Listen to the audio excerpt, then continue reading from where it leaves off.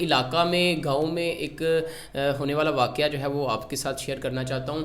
ایسا واقعہ کہ جس سے ہمیں ڈھیروں سبق ملتا ہے, جسے ہمیں ایسی باتوں پہ فوکس کرنے کے لیے ایک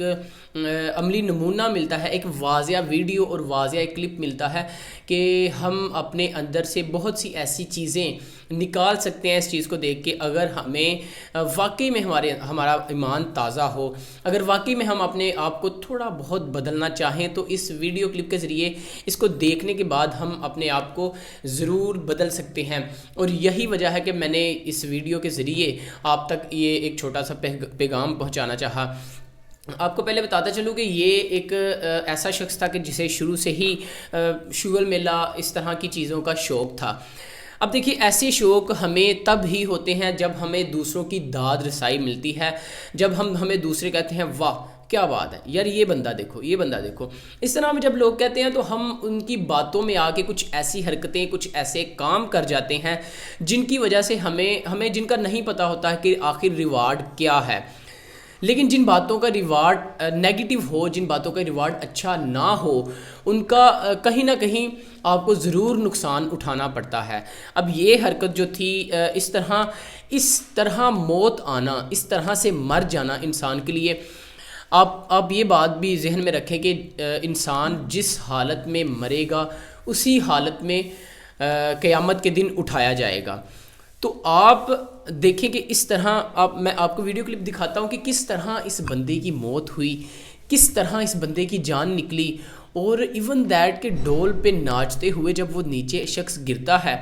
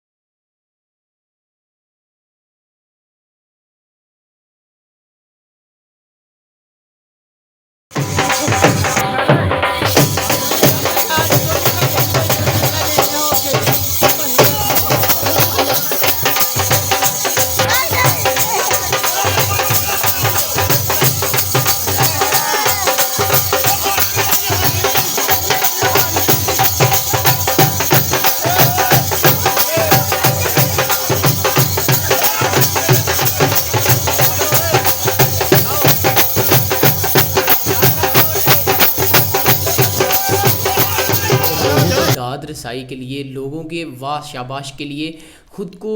کہیں بھی دھکیل دیں, خود کو کچھ بھی بنا لیں, تو ان لوگوں پہ اثر نہیں ہوگا, اس کا اثر ہمیں ہی ہوگا. تو آپ کوشش کیجئے کہ خود کو ایک سنسیئر انسان بنائیے, اور ہر وقت اس بات کو یاد رکھیے کہ انسان جس حالت میں مرے گا اسی حالت میں اٹھایا جائے گا. اس سے آپ کو یہ فائدہ ہوگا کہ آپ کچھ نہیں کریں گے تو آپ درود پاک پڑھتے رہیں گے,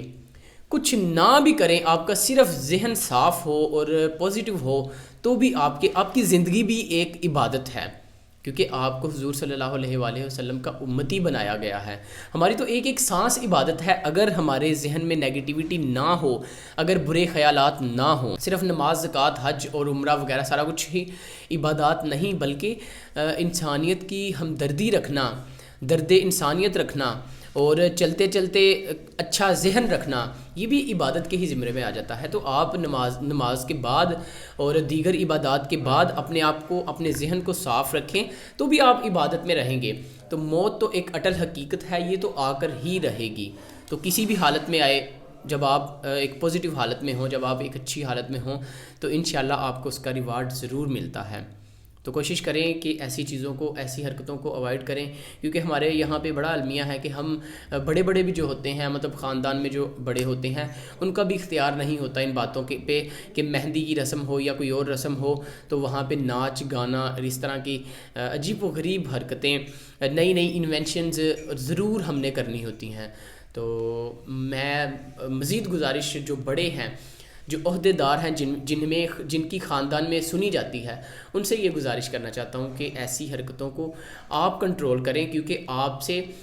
یہ پوچھا جائے گا کہ آپ کے جو چھوٹے تھے ان کو آپ نے کیا حکم دیا جب آپ کو ان کا حاکم بنایا گیا تھا۔ تھینک یو سو مچ۔ ایسی ویڈیو کو کہیں نہ کہیں کسی نہ کسی کے ساتھ شیئر ضرور کر دیا کریں، تاکہ کسی کے دل میں ایک چھوٹا سا ڈاٹ سفید لگ جائے تو اس کا آہستہ آہستہ دل جو ہے وہ سفید ہونا شروع ہو جاتا ہے، اور کہیں نہ کہیں جو بھلائی اس کی ہوتی ہے اس کا آپ کو بھی ریوارڈ ملتا ہے۔ تھینک یو سو مچ۔ اللہ حافظ۔